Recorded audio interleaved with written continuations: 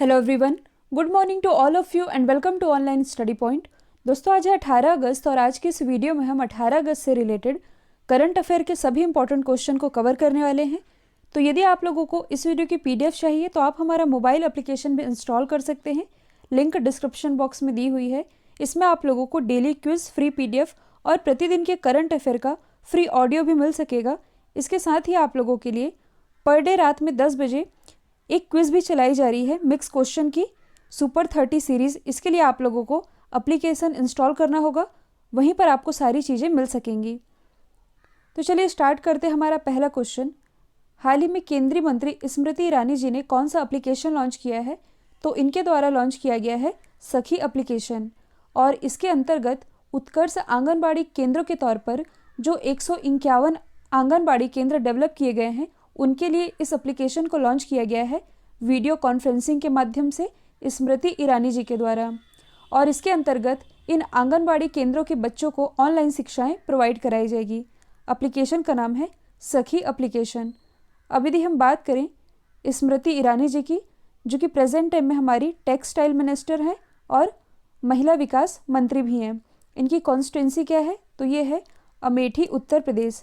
और देखिए, अभी हाल ही में जब महात्मा गांधी जी की 150वीं जयंती मनाई गई थी तब इन्होंने भारत के सबसे बड़े चरखे का उद्घाटन किया था, जो कि यूज्ड प्लास्टिक से बना था। और कहाँ किया था? नोएडा, उत्तर प्रदेश में। और कब किया था? 2 अक्टूबर 2019 में। अब यहाँ पर एप्लीकेशन की बात की ही जा रही है तो आप अदर ऑप्शन को रिलेट कर सकते हैं। कुछ समय पहले ही मौसम एप्लीकेशन लॉन्च किया गया है, और किसके द्वारा लॉन्च किया गया है?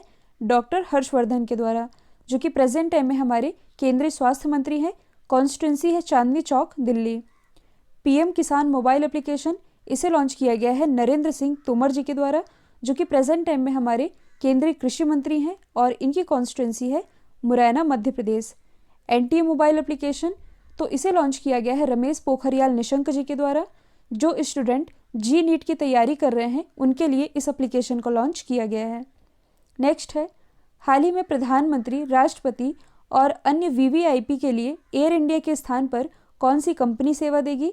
तो देखिए, जब भारत के प्राइम मिनिस्टर या राष्ट्रपति विदेश यात्रा पर जाते थे तब ये इस्तेमाल करते थे एयर इंडिया 1 का विमान।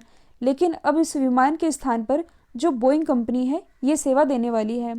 और बोइंग कंपनी ये कहाँ की है? तो ये है अमेरिका की। और इसके लिए 2 विमान भारत लाए जा रहे हैं। एक है बोइंग 777, एक है बोइंग 300 ERS।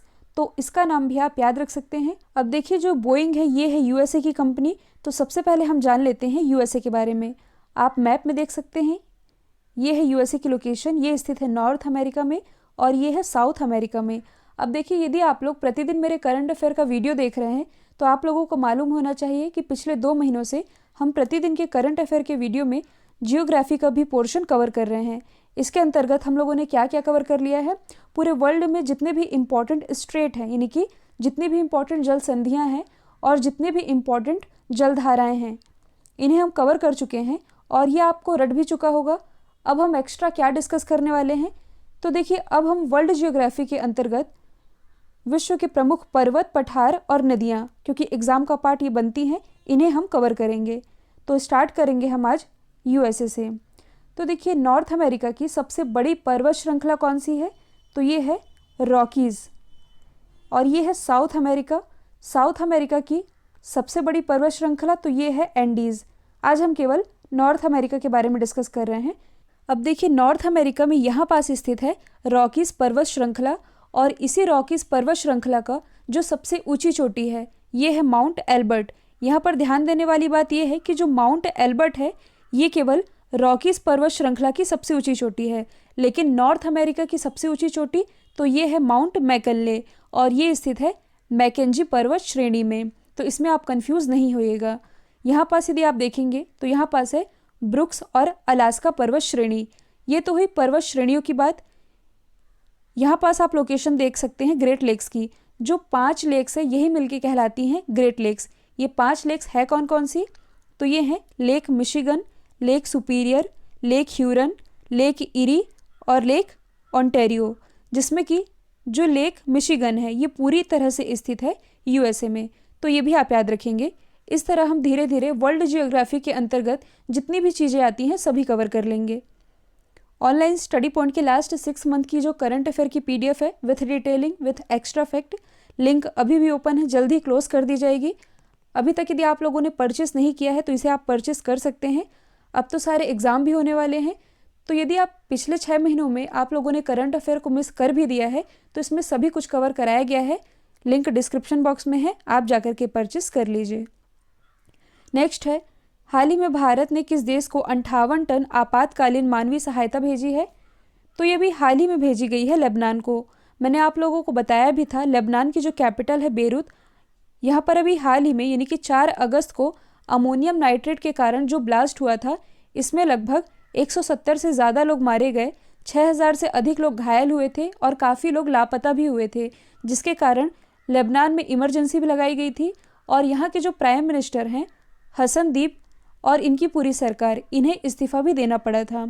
तो देखिए, इसी कारण लेबनान को आपातकालीन मानवीय सहायता ये भेजी है अपने देश भारत ने, और ये भेजी गई है इंडियन एयरफोर्स के विमान C-17 के माध्यम से, जिसके अंतर्गत आटा, दाल, चावल यानी कि खाने की जो भी चीज़ें हैं, कंबल और बाकी मेडिकल सुविधाएं, ये सभी प्रोवाइड कराई जा रही हैं।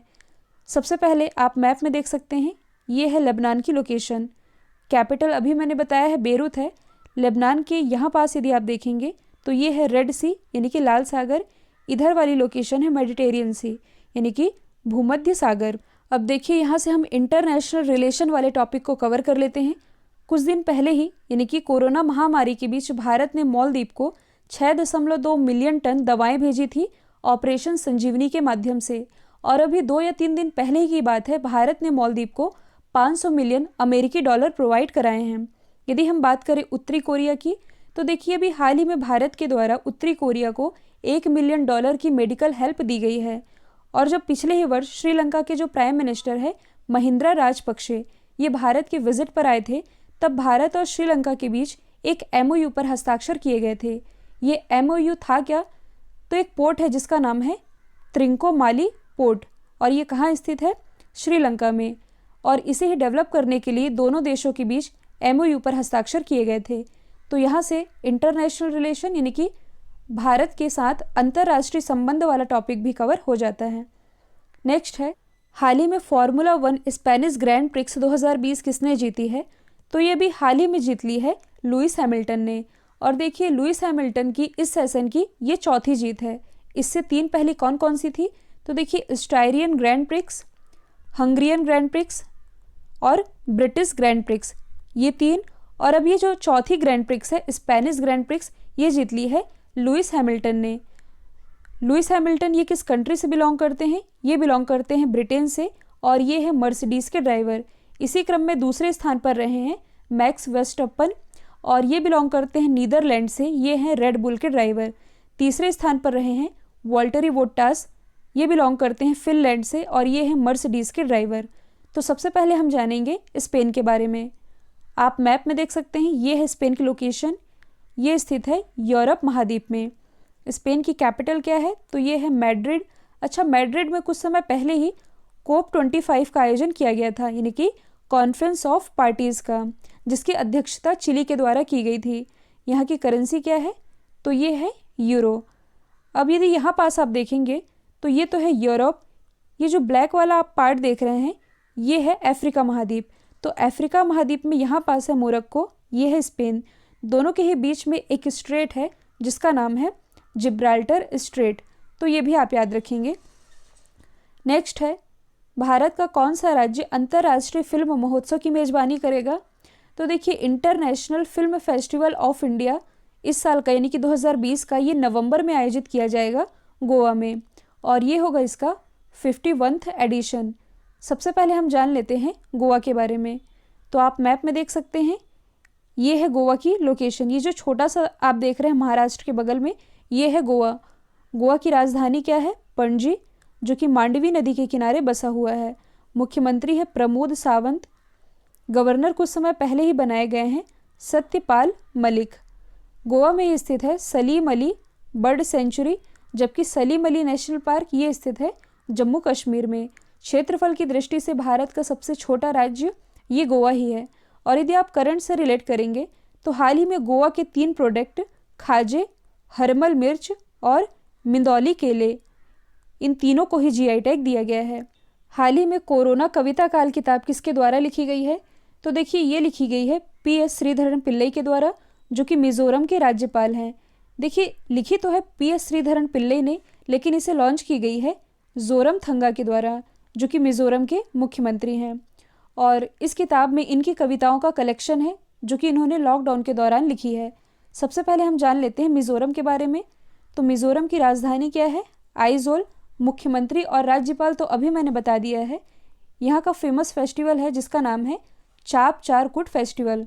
और यदि आप करंट से रिलेट करेंगे तो हाल ही में मिजोरम के फर्स्ट मेगा फूड पार्क जिसका नाम है जोरम मेगा फूड पार्क, इसका उद्घाटन किया गया है हरसिमरत कौर बादल जी के द्वारा वीडियो कॉन्फ्रेंसिंग के माध्यम से। हरसिमरत कौर बादल जी जो कि प्रेजेंट टाइम में हमारी फूड प्रोसेसिंग मिनिस्टर हैं, इनकी कॉन्स्टिट्यूंसी है भटिंडा पंजाब। अब यहाँ पर बुक की बात की ही जा रही है तो हाल ही में जो हमारे वाइस प्रेसिडेंट है एम वेंकैया नायडू जी, इन्होंने अपने कार्यकाल के 3 साल पूरे होने पर कनेक्टिंग, कम्युनिकेटिंग, चेंजिंग इस किताब को लिखा है और ये लॉन्च की गई है रक्षा मंत्री राजनाथ सिंह जी के द्वारा। यदि हम बात करें प्राइम मिनिस्टर नरेंद्र मोदी जी की, तो इनकी जो किताब है एग्जाम वॉरियर, इसका ब्रेल एडिशन ये लॉन्च किया है थावर चंद गहलोत जी ने। और अभी हाल ही में डॉक्टर हर्षवर्धन के द्वारा कोविड कथा किताब लॉन्च की गई है, तो ये भी आप याद रखेंगे। नेक्स्ट है हाल ही में किस राज्य सरकार ने मुफ्त स्मार्टफोन वितरण योजना की शुरुआत की है? तो इसकी शुरुआत अभी हाल ही में की है पंजाब गवर्नमेंट ने। और इस योजना का नाम क्या है? तो इसका नाम है पंजाब स्मार्ट कनेक्ट स्कीम। और ये बेसिकली किन के लिए स्टार्ट की गई है? तो ये 12th क्लास के जो स्टूडेंट हैं उनके लिए स्टार्ट की गई है पंजाब गवर्नमेंट के द्वारा। सबसे पहले आप मैप में देख सकते हैं, ये है पंजाब की लोकेशन। पंजाब की यदि बात की जाए तो राजधानी क्या है? चंडीगढ़, जो कि भारत का पहला केरोसिन मुक्त शहर है। और इसी चंडीगढ़ में स्थित है रॉक गार्डन। और ये किसके द्वारा बनवाया गया है? नेक चंद के द्वारा। अच्छा, पंजाब के मुख्यमंत्री कौन है? तो ये हैं कैप्टन अमरिंदर सिंह। और यहाँ के राज्यपाल कौन है? तो ये हैं वीपी सिंह बदनौर। अभी कोरोना महामारी के बीच पंजाब गवर्नमेंट के द्वारा एक मोबाइल एप्लीकेशन भी लॉन्च किया गया था जिसका नाम है कोआ पंजाब। और पंजाब ये 5 नदियों का संगम भी कहलाता है, तो ये भी आप याद रखेंगे। नेक्स्ट है हाल ही में ई बाइक गो के नए ब्रांड एम्बेसडर कौन बने हैं? तो ये भी हाल ही में बन गए हैं क्रिकेटर हरभजन सिंह। अब ये ई बाइक गो ये है क्या? तो ये एक इलेक्ट्रॉनिक मोबिलिटी स्टार्टअप है जो कि किराए पर यानी कि रेंट पर ई बाइक प्रोवाइड कराता है।